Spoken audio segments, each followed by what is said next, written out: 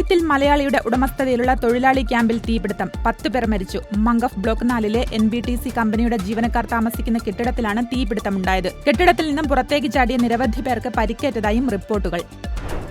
ഒമാനിൽ നിന്നും കേരളത്തിലേക്കുള്ള ടിക്കറ്റ് നിരക്ക് വീണ്ടും ഉയർന്നു. ബലിപെരുന്നാൾ അവധി പ്രമാണിച്ചാണ് വീണ്ടും നിരക്ക് വർധന. വരും ദിവസങ്ങളിൽ കേരളത്തിലേക്കുള്ള സർവീസുകളിലെല്ലാം 150 റിയാലിന് മുകളിലാണ് ടിക്കറ്റ് നിരക്കുകൾ. എയർ ഇന്ത്യ എക്സ്പ്രസിൽ കൊച്ചിയിലേക്ക് 165 റിയാലും, കോഴിക്കോട്, കണ്ണൂർ സെക്ടറുകളിൽ 185 റിയാലും, തിരുവനന്തപുരത്തേക്ക് 205 റിയാലുമാണ് ഇപ്പോഴത്തെ നിരക്കുകൾ. ഒമാന്റെ പൊതുവരുമാനം വർദ്ധിച്ചതായി റിപ്പോർട്ടുകൾ. ഏപ്രിൽ വരെയുള്ള 4 മാസത്തെ കണക്കുകളിലാണ് 15% വർധനവ് ഉണ്ടായിരിക്കുന്നത്. സാമ്പത്തിക മന്ത്രാലയമാണ് കണക്കുകൾ പുറത്തുവിട്ടത്. വരുന്ന വാരാന്ത്യ ദിനങ്ങളിൽ ഒമാനിലെ വിവിധ പ്രദേശങ്ങളിൽ താപനില ഉയരുമെന്ന് കാലാവസ്ഥാ വിദഗ്ധർ. 40 മുതൽ 45 ഡിഗ്രി വരെ അനുഭവപ്പെട്ടേക്കാം. ഒമാൻ കടലിനോട് ചേർന്നുള്ള തീരദേശ പ്രദേശങ്ങളിലും ദാഹിറ, അൽവുസ്ത, ദോഹാർ എന്നിവിടങ്ങളിലുമായിരിക്കും ഇതിന്റെ ആഘാതം ഏറ്റവും കൂടുതൽ അനുഭവപ്പെടുക.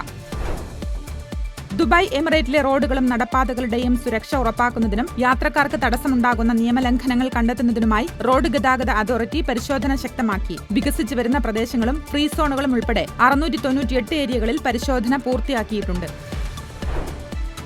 ഞായറാഴ്ച കുവൈറ്റിലെ ഇന്ത്യൻ എംബസിക്കും കോൺസുലാർ അപ്ലിക്കേഷൻ സെന്ററുകൾക്കും അവധി. ബലിപെരുന്നാൾ ആഘോഷം കണക്കിലെടുത്താണ് അവധി. എന്നാൽ അടിയന്തര കോൺസുലാർ സേവനങ്ങൾ തടസ്സപ്പെടില്ലെന്നും ഇന്ത്യൻ എംബസി അറിയിച്ചു.